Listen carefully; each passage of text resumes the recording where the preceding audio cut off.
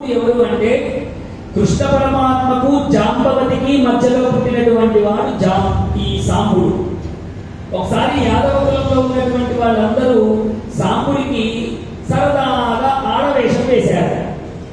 ఆడవేషం వేసి అటు నుంచి అగస్త్య మహర్షి వెళ్తూ ఉంటే వాడి కడుపులో గుడ్డపేలికలన్నీ కుక్కి కృత్రిమంగా ఒక గర్భవతిగా వాడిని నటించేటట్టుగా చేసి ఆ ఋషి దగ్గరికి వెళ్ళి, అయ్యా అయ్యా ఇగో మా ఇంటావిడ కడుపుతో ఉందయ్యా, మగపిల్లవాడు పుడతాడా ఆడపిల్లవాడు పుడతాడా అని అడిగారు.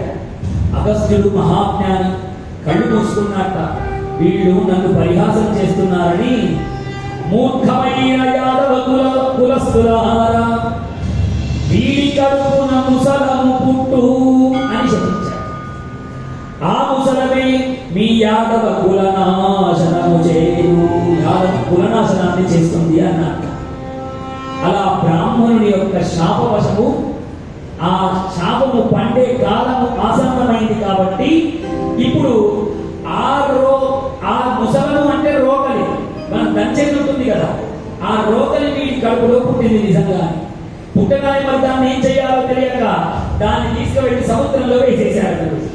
సముద్రము అలలకు అది అటు ఇటు గంధము సాన చెక్క మీద గంధం రుద్దినట్టుగా అది అలా రుద్దబడి దాని నుంచి వచ్చినటువంటి రేణువులతో దర్భగట్టి అంతా కొలిసిందట. ఇప్పుడు ఆ దర్భగట్టే పుట్టిన ముసలము నుండి పుట్టినటువంటి దాని నుండి పుట్టిన ఆ దర్భగట్టే వీళ్ళందరూ దానితో కొట్టుకుంటూ వాళ్ళ శరీరములన్నీ చీలిపోయి వాళ్ళందరూ మరణిస్తున్నారట. గర్భ బాగా మనదేవి ఉంటుంది.